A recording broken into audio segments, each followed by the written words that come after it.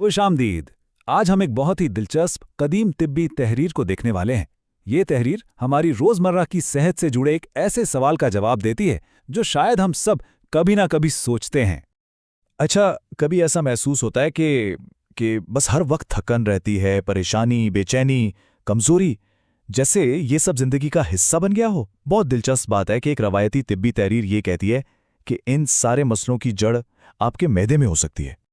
ये जो हम देख रहे हैं ये उसी रिवायती तिब्बी मतन का एक हिस्सा है, और ये हमें सेहत के मसलों को समझने का एक बिल्कुल ही अलग एंगल देता है जो आजकल की मॉडर्न मेडिसिन से थोड़ा हटकर है। तो चलें देखते हैं कि ये कदीम हिकमत हमें क्या सिखाती है। तो बात शुरू होती है एक बहुत ही सादा लेकिन गहरे ख्याल से। वो ये कि हमारी पूरी सेहत का जो दारोमदार है ना, वो हमारे हाजमे के निज़ाम पर है। और ये कोई नई बात नहीं, ये बहुत पुराना तस्वुर है, लेकिन हैरत की बात यह है कि आज की दुनिया में भी इसकी अहमियत को माना जा रहा है। यानी अगर बिल्कुल आसान लफ्ज़ों में कहें तो अगर मैदा कमज़ोर है तो इसका असर पूरे जिस्म पर पड़ता है। इस तहरीर के मुताबिक थकावट से लेकर परेशानी तक कई बीमारियों की जो असल जड़ है वो कहीं और नहीं बल्कि मैदे की कमज़ोरी है। तो फिर सवाल ये उठता है कि पता कैसे चले कि मैदा कमज़ोर है, इसकी अलामात क्या हैं? मज़े की बात यह है कि यह तहरीर इसके लिए एक छोटी सी चेकलिस्ट भी देती है जिससे कोई भी अपना जायज़ा ले सकता है। चलें इन सवालात को देखते हैं। अब ज़रा इन सवालों पर गौर करें। क्या हर वक्त थकन तारी रहती है? क्या परेशानी और बेचैनी का एहसास रहता है? भूख ठीक से नहीं लगती? या फिर नींद गहरी और पुरसुकून नहीं आती? और क्या खाना खाने के बाद ऐसा लगता है कि वो ठीक से हजम ही नहीं हो रहा? इस तहरीर के मुताबिक अगर ये सब हो रहा है तो ये कमज़ोर हाजमे की तरफ इशारे हो सकते हैं, वही चीज़ जो जिस्म की तवानाई और ज़हनी सुकून को ख़त्म कर रही है। अच्छा, अगर इनमें से कुछ बातें जानी पहचानी लग रही हैं तो घबराने की बात नहीं। अच्छी खबर यह है कि ये तहरीर सिर्फ मसला नहीं बताती बल्कि इसके लिए कुछ रिवायती हल भी पेश करती है। तो सबसे पहले बात करते हैं बदहज़मी की। ये तो एक बहुत ही कॉमन मसला है। देखते हैं कि इस तहरीर में इसके लिए क्या ख़ास इलाज बताया गया है। तो इसके लिए एक टॉनिक का जिक्र है जिसका नाम है बाइलफा टॉनिक। ये खास तौर पर इस किस्म की बदहज़मी के लिए है जिसमें गैस या पेट फूलने की शिकायत ना हो, सीधा सादा हाजमे का मसला। और इसे इस्तेमाल करने का तरीका भी बहुत आसान बताया गया है। बस टॉनिक की एक खुराक लेनी है, उसे नीम गर्म दूध में मिलाना है और खाने से कोई 20 मिनट पहले पी लेना है।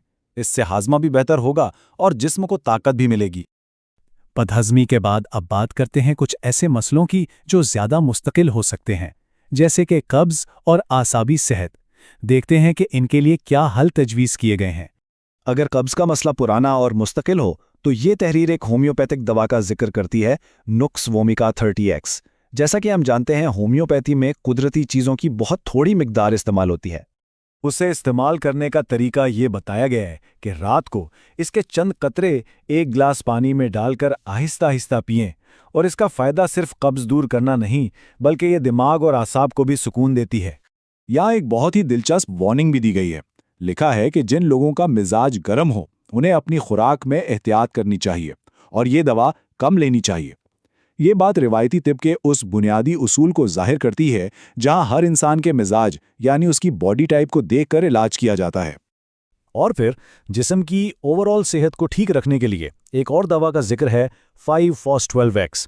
ये दरअसल 5 ज़रूरी मिनरल सॉल्ट्स का एक कॉम्बिनेशन होता है जो पूरे जिस्म को ताकत देने के लिए इस्तेमाल होता है।